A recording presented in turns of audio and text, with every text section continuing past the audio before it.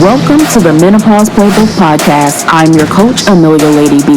Get ready to enhance your internal conversations and create strategies to navigate life, menopause, faith, health, and mental well-being. Grab your playbooks, ladies. It's time to get in the game. Welcome back, everybody. Today, I'm going to be talking about my life under new management. And by the end of this episode, you may be looking into new management for your own life as well. When I was thinking about the title of this episode, I chose my life under new management because I realized as I was just going through life that I've tried to be in control of everything that I've done. I've tried to, and this is natural. This is something that we all realize or recognize that we do. And if you haven't recognized it yet, you're trying to figure out what's going on and why things aren't working out. And when you finish with this episode, I think you're going to recognize yourself in a lot of the things that I'm going to touch on. And you're going to realize, wow, maybe I need to consider some changes in the way that I do things. So I'm going to tell you a little bit about my journey to menopause. And I'm not going to get into it. I'm kind of going to go down the timeline because it's a pretty in-depth story. And I think throughout your time listening to my podcast, I'm going to go through, as I talk about different topics, you'll hear different aspects of my journey. I'm just going to go through the timeline in a very short, in a short way. Okay. So first, I started my menstrual cycle when I was 9 years old. By the time I was 10 is when I started experiencing severe cramping. My mom took me to the pediatrician, and the pediatrician basically told my mom that I will get used to it. It's my body just adjusting. I'm not used to this type of pain, and it's normal for me. So we kind of just went along with things as I'll grow out of it.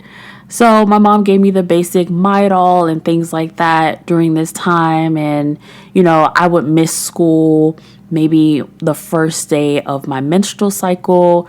So this lasted for some time. Basically, it lasted until middle school to high school. I would miss the first 2 days by the time I got into middle school. I think like middle school, the first 2 days, high school, kind of like the same. It all depended. I did kind of work it a little bit, meaning like if I had tests, then I know I couldn't miss something. If something was really important for me to attend, then I didn't miss. But for the most part, the first day. When I entered college, my cramps got worse. So I moved from South Florida to North Florida for college. I lived with family there, so that was a pretty good thing. So I didn't have my first gyno appointment until I was about 20 years old. And when I went to the gyno, he put me on birth control pills, which is kind of like the standard thing. When girls go to the gyno and they complain of cramps, they immediately want to put you on birth control pills because they say that due to the estrogen, it's supposed to help balance things out. But for me, it just didn't work at all. By the time I was 21, my cramps got progressively worse. I would go to the doctor and I had all types of scans done. The birth control pills were not working. And so I had all these scans done. And one scan, which was an abdominal ultrasound, revealed that I had a mass on my right ovary. So I had surgery and my doctor told me that I had a chocolate cyst that was the size of about a golf ball. And he told me that I had endometriosis and adenomyosis. So endometriosis, the medical definition of endometriosis, is a disorder in which the tissue, similar to tissue that lines the uterus, grows outside of the uterus in places where it does not belong. Adenomyosis occurs when the tissue that normally lines the uterus, which is the endometrial tissue, grows into the muscular wall of the uterus. The displaced tissue continues to act normally, thickening, breaking down, and bleeding during each menstrual cycle. An enlarged uterus and painful, heavy periods are the result. So those are my diagnoses. So after that surgical procedure, the doctor did inform me that he was not experiencing endometriosis, and he said he could check with some colleagues to see what they know about endometriosis and how I can get treatment or just management of pain. By that time, it was time for me to graduate, and I moved back to South Florida. He provided me with samples of birth control pills, which was great. It was at the time, low estrogen Effie. I don't even know if those still exist, but I'm pretty sure some form of it exists where the placebo pills are cut out. So you're taking the hormonal pills the entire time, which means you only have 3 periods out of the year, which was great for me because it helped me to function for some time.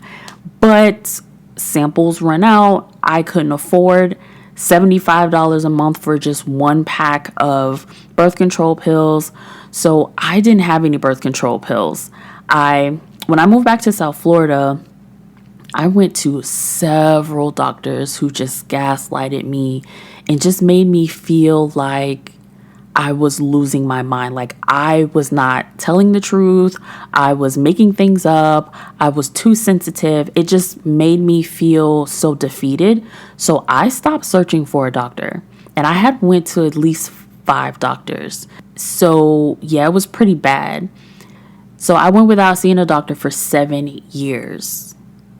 7 years. So it wasn't until I believe it was like 2011 I had started working a full-time job in my field, and my cramps, I knew that kind of pain because that was the kind of pain I had before when I had the chocolate cyst, my first surgery. And I said, something's not right. I was like, oh my gosh, I think, things are happening, like something else is happening.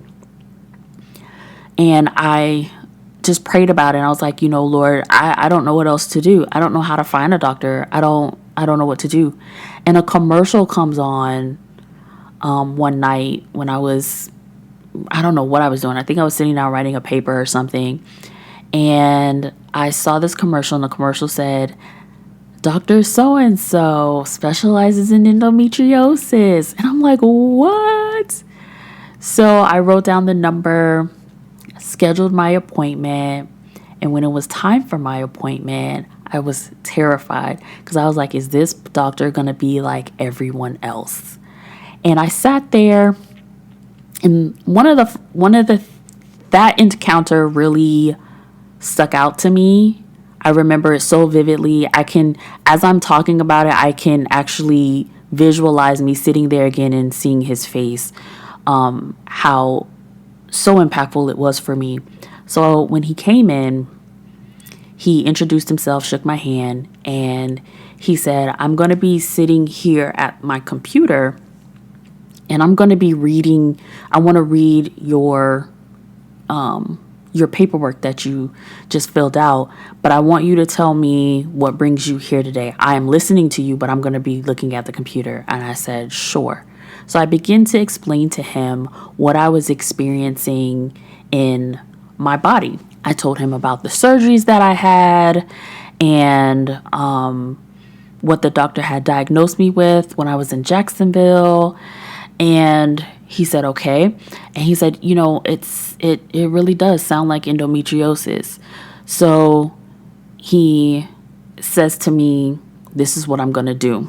I'm going to, do your pap smear and then, do an abdominal check. And then I just want to see what's going on there. So he does that. And he says to me, I think you have some things going on, and I definitely want to get that checked out. I want to have some ultrasounds done, and you may have to have surgery again to clean things up. And I said, okay. So then he started asking me, if I was dating, if I was married, if I was dating, and if I was considering having children.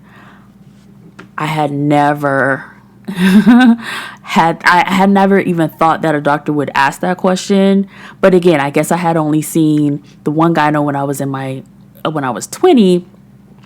So at that time I was like in my early 20s.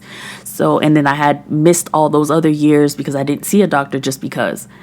And that's another thing he said. He said, I'm sorry for your experience with those other doctors that made you feel like you couldn't, find another doctor. Blew my mind. So we started talking about me and having children. So we talked about different options. So he said, endometriosis can be very aggressive. He was like, I'm not sure what's going on with you. I wouldn't know until, we have surgery and I can look to see what's going on. And he said, but endometriosis can be aggressive, and it prevents some women from not being able to have children, but it's not the case all the time. So he said, but think about these different options, and he gave me pamphlets and things like that. So I had something to think about, It was like I was happy and excited that I found this doctor that was so amazing. But then at the same time, I was like, ooh, girl, reality check, even though you're like in your mid-20s, you have to make some very strong decisions. And so in 2012, I had my first surgery with him to clean up some endometriosis. He did that, and he put me on a treatment, which I'll talk about in different episodes, but he put me on a treatment. And then, did I go on birth control pills then? I don't think so. I can't remember. I don't remember. But he put me on a treatment, and then he said, we'll see how it goes. And I'm going to continue to monitor to see how aggressive maybe your endo is. So 2014, well, he knew that he had to go back in to clean up more endo because it was a lot going on. And I believe in that surgery, that's when he informed me. He was like, yeah, you had some endo on your kidney that was pulling your kidney out of place. And crazy enough, I had been feeling my left kidney for years. I've always had pain during that time of the month. And I would tell these doctors, they did scans and they said my kidneys were fine, but that's crazy. But that goes to show you just how endometriosis can really play an impact on your body. It can attack many organs in your body. So I had that surgery in 2012. 2014, July of 2014, I had another surgery, and that was the surgery when I woke up. It was an outpatient surgery. So when I woke up, he informed me how aggressive. He said, the endo, you're like basically in stage 4 endometriosis, and it's really aggressive. And there is really nothing I can do. Unfortunately, you're going to have a hysterectomy. And I was devastated. And I said, are you sure? And he said, yes. He was like, right now we're talking about your quality of life. He's like, I can't tell the difference. He was like, your ovaries, your uterus, everything is clumped into one. He's like, your bladder and your bowels are also attached. And we need to separate that. We need to get things back in order. But I cannot save your uterus or your ovaries at this point. So basically what is called medically is like a frozen, I think it's called a frozen uterus. And so, yeah, things are just tight. And I just was like, I was so devastated. so devastated. I couldn't believe my ears. And it was at that moment that I had to prepare for something different for my life. I prayed about it. I was like, God, you got to heal me. Like, what is going on here? Like, I don't understand. Why do I have to have this surgery? So in December 2014, I had a radical hysterectomy, along with a bilateral oophorectomy. The bilateral oophorectomy is the removal of both of my ovaries. And that thrust me into surgical menopause. You'll hear other people call it medical menopause, medically induced menopause. And thus began my highly emotional journey of rediscovery, basically rediscovery of my life, because I was in menopause at 33 years old. I just didn't understand what was happening to me. I thought menopause was just hot flashes and maybe not and like osteoporosis. That's kind of what I knew about menopause, and I was not expecting what I expected. So my life really took a huge turn, and I wasn't prepared in what to expect. So through that time, through the years, so from 2014 to now, it has been 9 years, and I have been managing my menopause. I have been in therapy because at one point I felt like I was losing my mind. I felt like I was going to have like a true psychotic break at some point because of so much that I was dealing with at the time. And it wasn't just, it was everything. It was life. It was the fact that I had this hysterectomy. It was the fact that, I couldn't bear children. And one of the things that would really topple me over a lot, and I would get really aggressive with people and struggle with, is when like people would say like triggering things to me, like, oh, well, you're not married anyway. Or, well, at least you can adopt. You can still be a mom. There's other ways to be a mom. And that is not the thing you want to tell people, when they're going through things like that. So I had a lot of triggering moments. I had a lot of grief to deal with. I had a lot of even just my body, feeling like my body betrayed me. And I think this is a general thing too when it comes to menopause. I don't think it's just towards surgical menopause. It's heavily in surgical menopause, but I think it's this way in general, because with menopause, it's a transition, right? For a lot of women who go through it, naturally, you are transitioning. But at the same time, you feel like your body has completely betrayed you, right? Because you are dealing with the symptoms of this menopause, right? Whether it be like heart palpitations, itching, dryness, hot flashes, mood swings, brain fog. I mean, the list goes on. You feel like, what the heck is happening to me, and who is this woman I'm looking at in the mirror? Because I don't recognize that face, nor do I recognize that body. So it was a lot that I was going through at 33 versus me dealing with it at maybe like mid 40s when you're expecting this to happen, or in your 50s. So women who go through like premature menopause and things like that, it can be shocking when you're young, because you're at like that prime of your life. This is the time where you have fun and have kids, build a family and do all these things, and you're like, what the heck? I'm talking about menopause, and my friends have no idea what I'm talking about. They're like, oh, okay, okay. Oh, all right. They're out living their best lives and stuff. And I'm like hot flashing, and my ankles are weak. my joints are hurting, my back is slipping, all kinds of things. But it's been an interesting journey. Like I said, went to therapy and things like that, and started talking about my journey on social media in 2018. God kind of gave me that.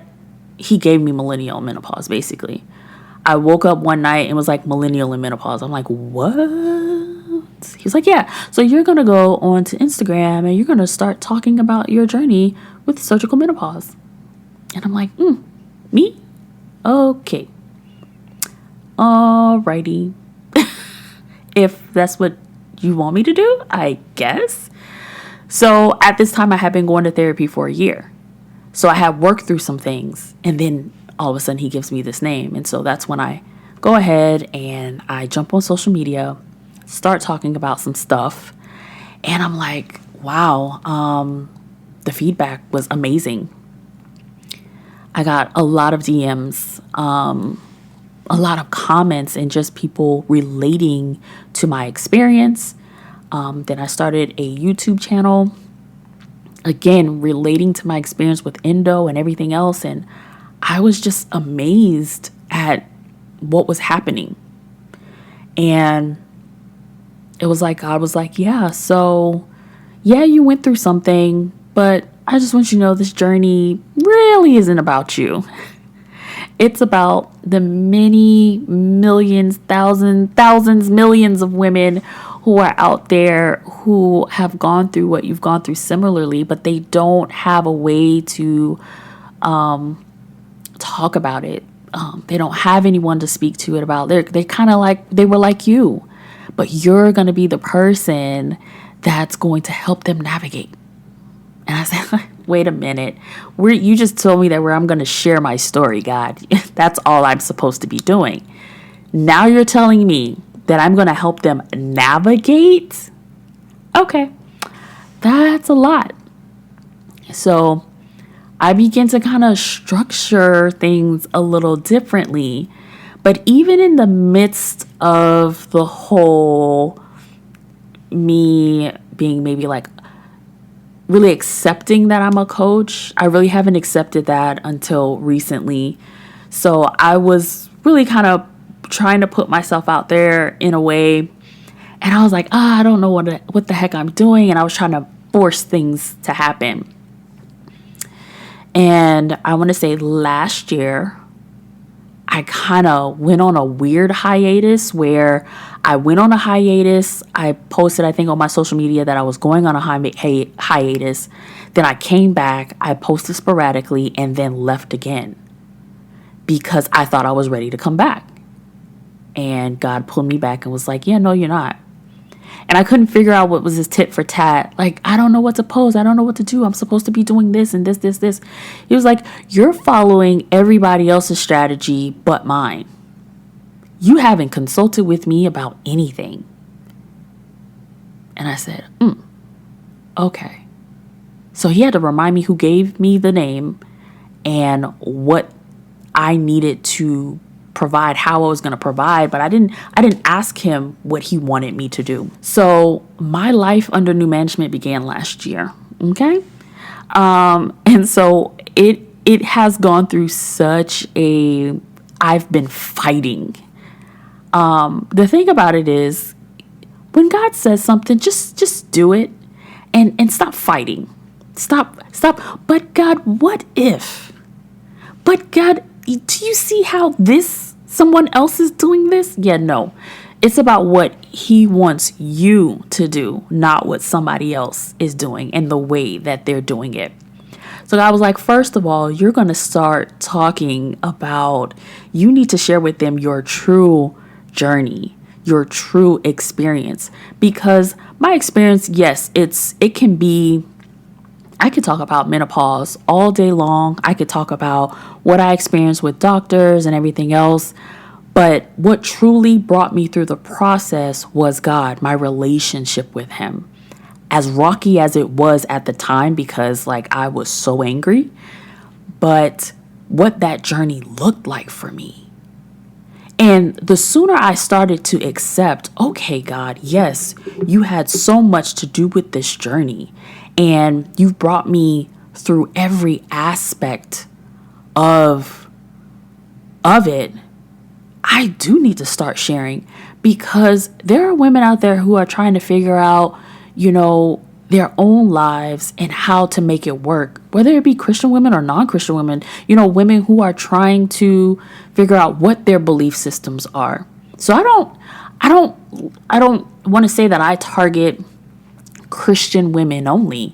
It's any woman who's looking to build a relationship with God, even if they're just trying to explore this avenue of faith.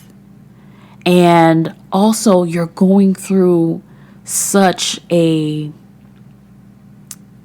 difficult transition into another stage of your life, whether it be when you were 33 years old, or whether you're 45, 50, 60, whatever it is. This is not a journey for the faint of heart. You can't do it alone. By no means, you can't do it alone. And when I grasped that, that's when it all clicked for me. And I said, okay, your girl is under new management.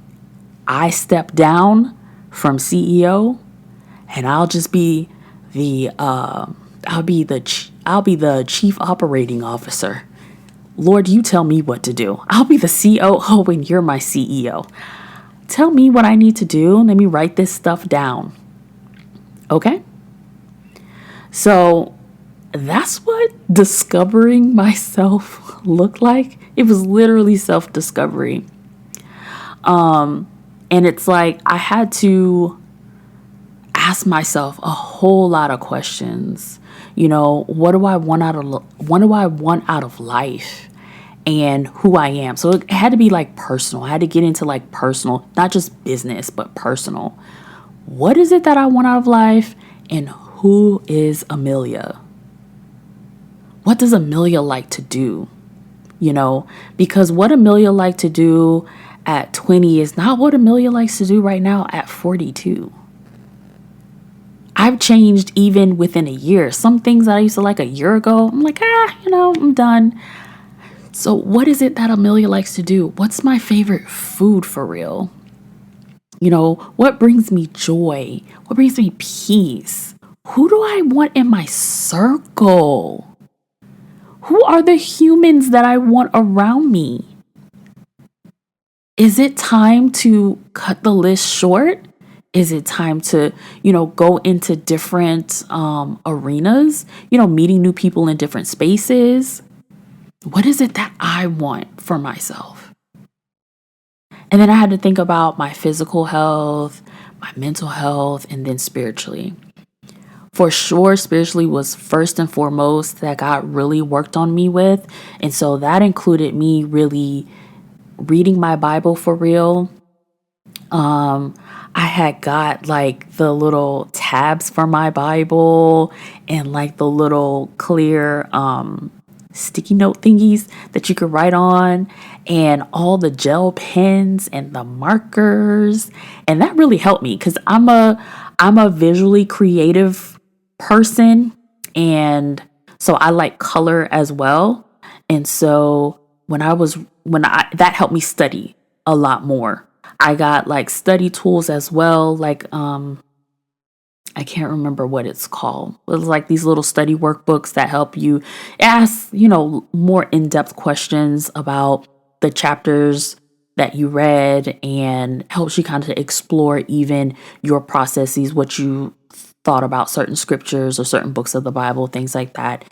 And it helped me so much, and it increased, my prayer life, started praying even more. God was reminding me of where he brought me from through the years and what strategies worked for me when it comes to prayer. So I started setting aside. It didn't just come off with like this grand, oh my gosh, I'm just going to study my word every day and pray every day and da da da da da da. So I would start off with like setting aside 5 minutes. So I would do like timers and stuff like that. And I know that sounds a bit like, oh, so you're putting God on a timer. Well, for some people, you got to start somewhere. So I don't want you to feel overwhelmed like it's this big thing. And I think growing up, we weren't really strategically taught what that looks like, what a prayer life looked like. People just say, you need to have a prayer life. Well, what does that mean? And I don't want to sound, so it's like so Christianese, and I don't want to sound Christianese. I want to help. So what I did was I set my timer, 5 minutes. So I had to start fresh, like completely fresh. 5 minutes, and then I would do Bible study for I would say for 30 minutes, and then it progressively went up. And then now I don't even use a timer or anything. I'm just, let me pick up my Bible, let me study. There was one day recently, I had breakfast, I had my cup of coffee, and I just sat down, started studying. I don't even know what time it was. I want to say I started at about 11. I looked at the clock. Okay.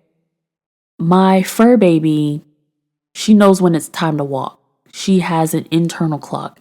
And she looks at me like, it's time for a walk. And I was like, girl, go lay down. It's still early. I look at the clock. Lo and behold, it's 4:00. It is 4:00. I said, you've got to be kidding me. I said, God, but the word was so good. It was so good. So start small and work your way up. And then it'll just flow from there. For my mental health, I did all kinds of things. So therapy is first and foremost. You're going to hear me talk about therapy all the time in this podcast. So you might as well go ahead and write that in your Playbook journals, okay? Because the mental health therapy is first and foremost. And then you want to find things that help you mentally. What does that look like for you? So that's prayer and meditation on the scriptures. That is going out for a bike ride, exercising. And it doesn't have to be like this extreme exercise. I'm not talking like, I don't know. I'm just not talking about anything extreme, but something light. It could be for a walk for an hour, 30 minutes. It can be, like I said, the bike ride, roller skating, something fun, fresh air, get you some fresh air, whatever helps you with clarity. Boxing sometimes helps me with clarity too, remove frustration. So if that helps for you, that helps for you as well. But things of that nature, having good conversation. Maybe it's sometimes you have your therapist, but then you have your good friends, right? That you, that provides that safe space for you, and just being able to share that with them. Sharing and just talking about things,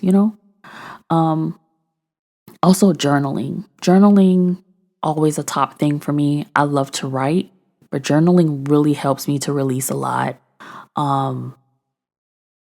And sometimes, I have a journal too for therapy. So it's like, I have a few journals.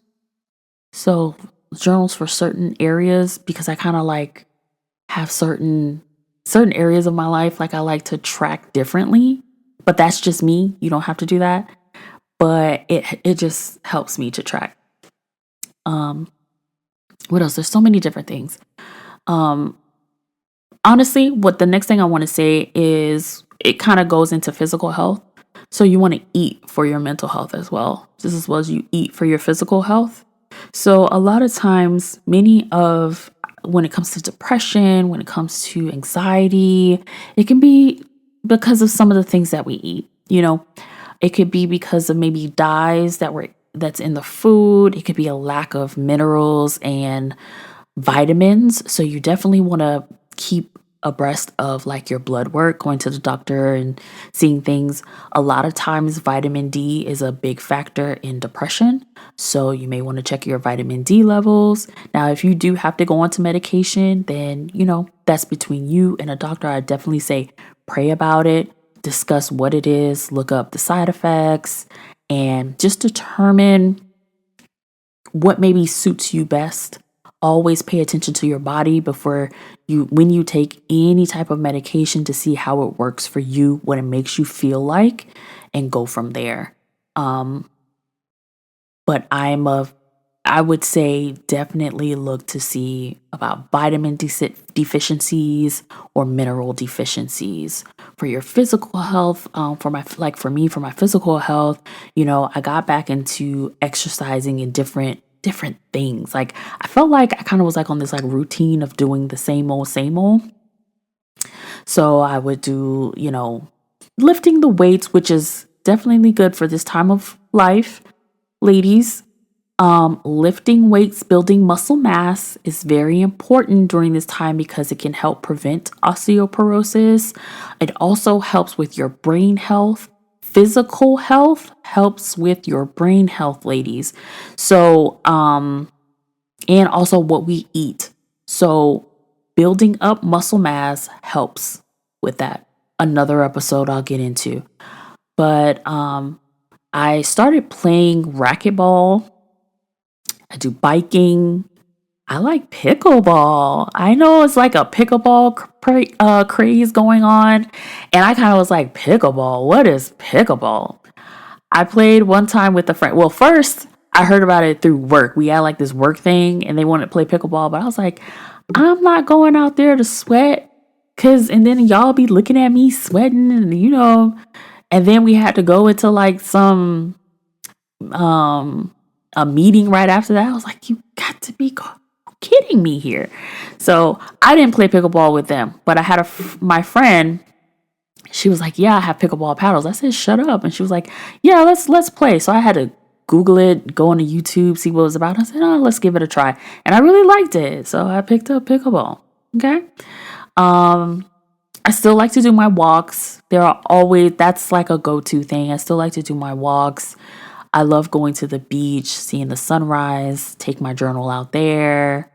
Yeah. And of course, juicing and I eat pretty healthy. I have my I guess you say not so good moments. Not going to use the word bad. Not so good moments, okay? But they are far and few between. It's not many of those days. But for the most part, I eat pretty healthy. I am not a vegan, vegetarian, pescatarian. I'm not a tarian. Like, I'm not any of the tarians. I basically eat for me. Like, I eat what makes me feel good at the time, but I prepare it healthily. So if I do chicken, I do a chicken breast. Sometimes I have chicken wings. I may bake them. Very rare. I really stay away from fried. I don't eat fried as much at all. Yeah, I don't eat fried as much. I do a lot of baked, broiled, or boiled,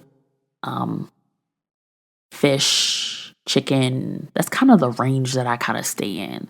Steak or beef is maybe once, maybe twice a month, but that's it. So that's kind of the things that I worked on there. I already talked about. So me, like I said, as an entrepreneur, God had me discovering me as an entrepreneur for real. It was just like, okay, these are the steps you need to take, right? If you haven't been following me since 2018, I actually had a podcast prior to this one.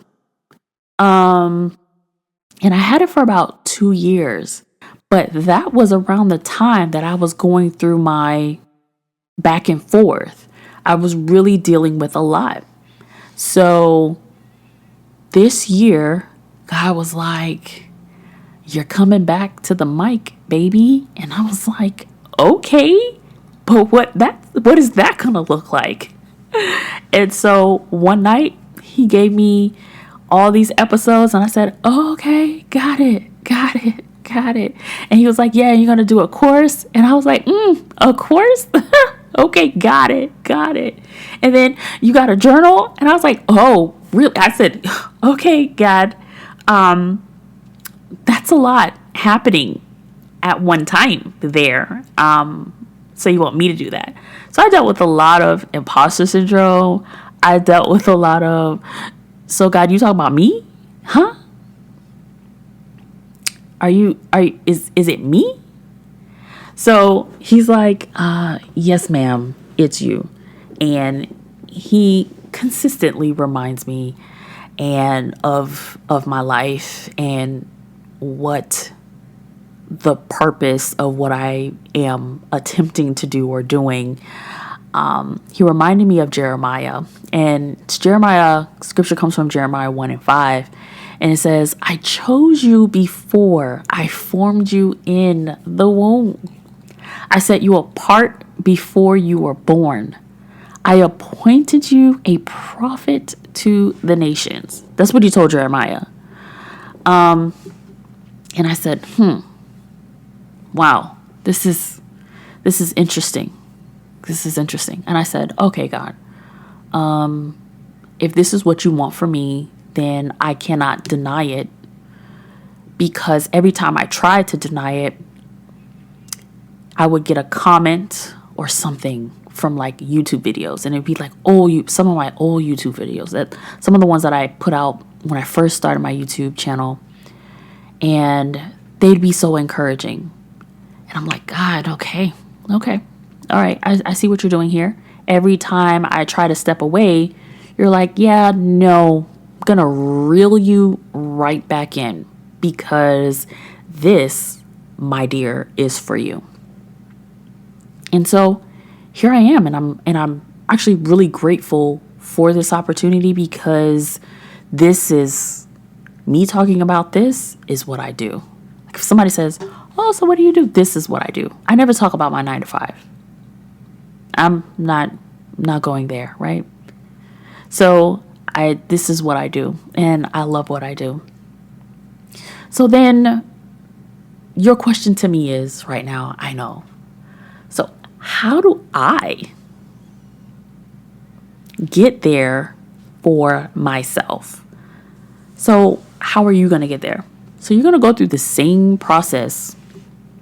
You're going to go ask yourself the same questions that I asked myself. So go ahead and get your journals out. So for you, just like myself, which I did mention, it starts with the mindset for change. Whatever it may be. You may not be an entrepreneur. So I want to start there first. You may not be an entrepreneur, but you're at some stage of your life. You are possibly a student. You are on a job where you're trying to get a promotion or move up. You may be working, you may want the 9 to 5, and you are in entrepreneurship. So you're doing both things simultaneously. And this is, the lifestyle that you would like to lead.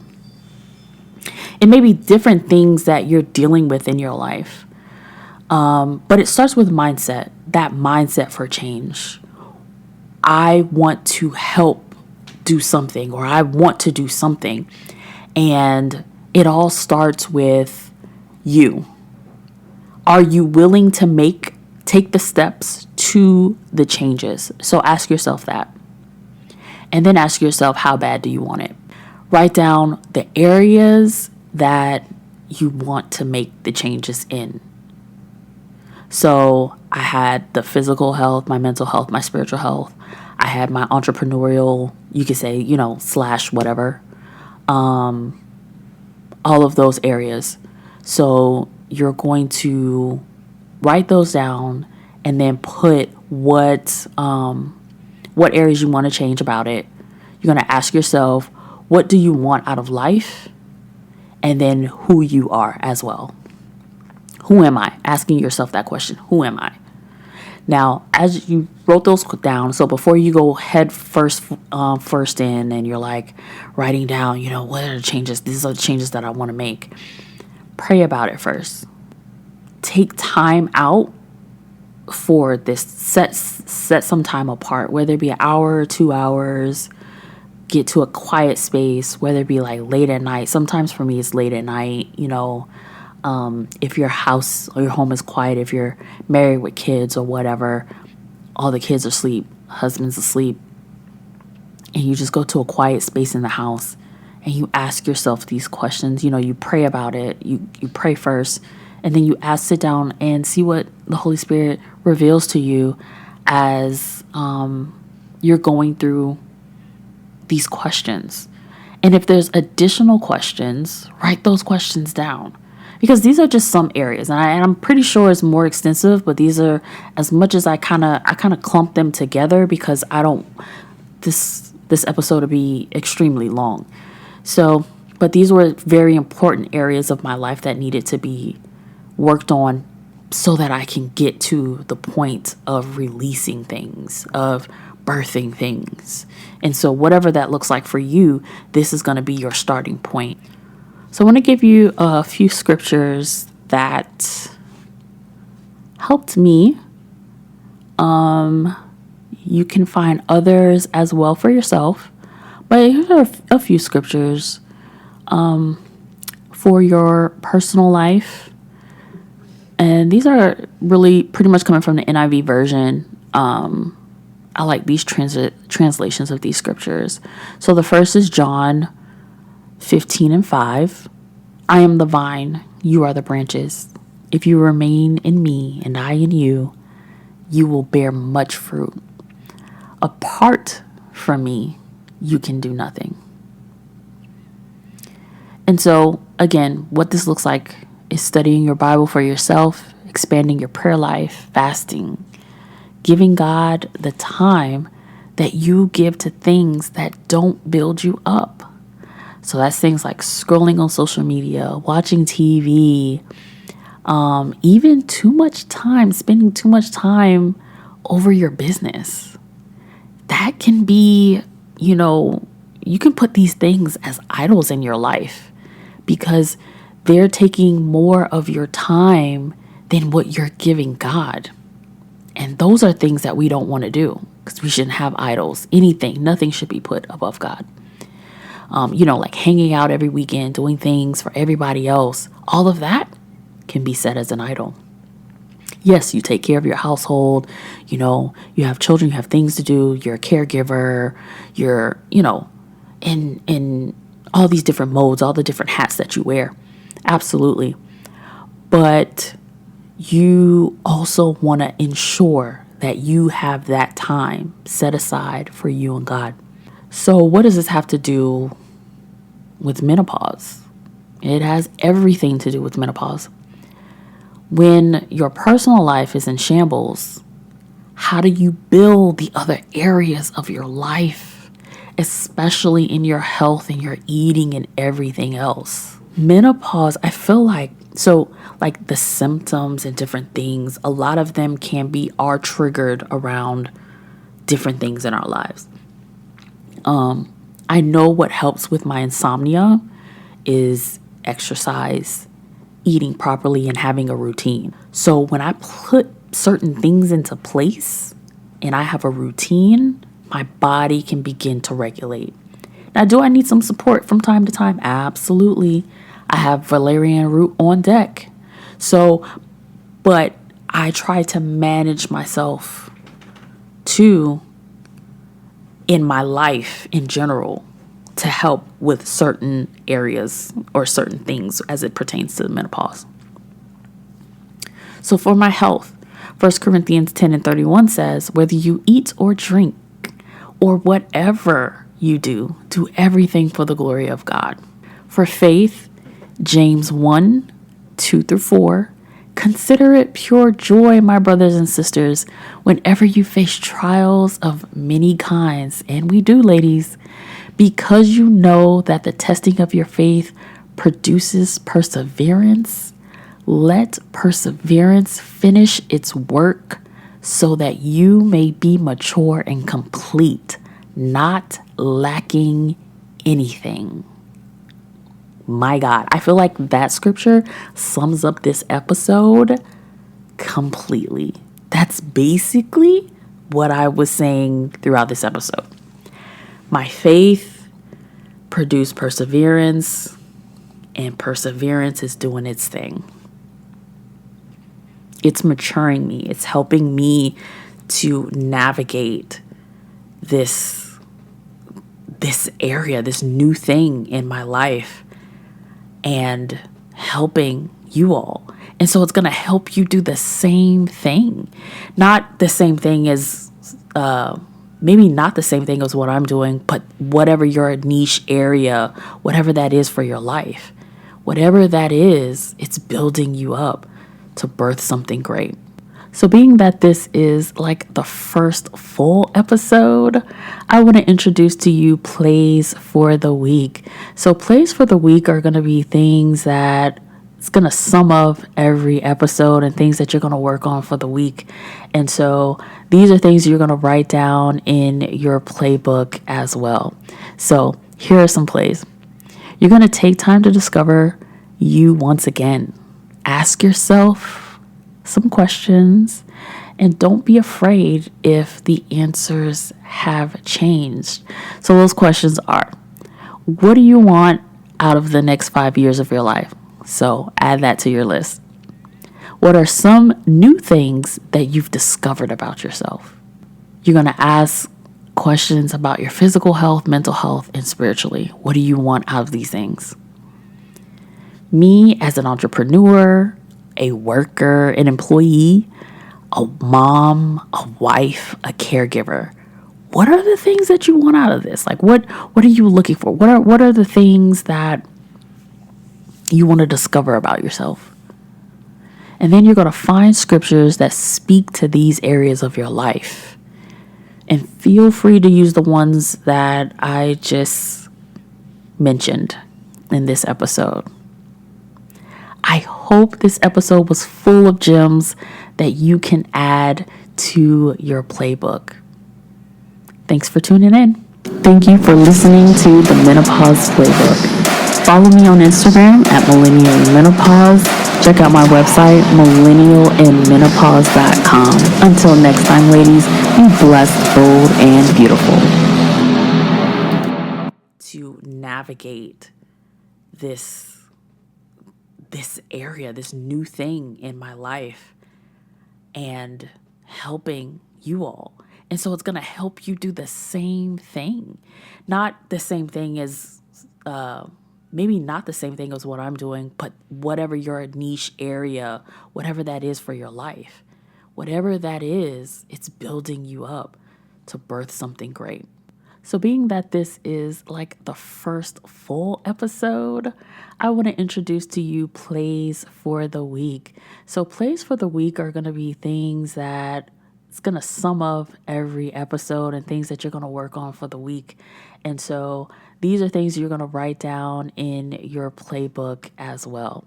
So here are some plays. You're going to take time to discover you once again. Ask yourself some questions and don't be afraid if the answers have changed. So those questions are, what do you want out of the next 5 years of your life? So add that to your list. What are some new things that you've discovered about yourself? You're going to ask questions about your physical health, mental health, and spiritually. What do you want out of these things? Me as an entrepreneur, a worker, an employee, a mom, a wife, a caregiver. What are the things that you want out of this? Like what are you looking for? What are the things that you want to discover about yourself? And then you're going to find scriptures that speak to these areas of your life. And feel free to use the ones that I just mentioned in this episode. I hope this episode was full of gems that you can add to your playbook. Thanks for tuning in. Thank you for listening to the Menopause Playbook. Follow me on Instagram at Millennial in Menopause. Check out my website, millennialinmenopause.com. Until next time, ladies, be blessed, bold, and beautiful.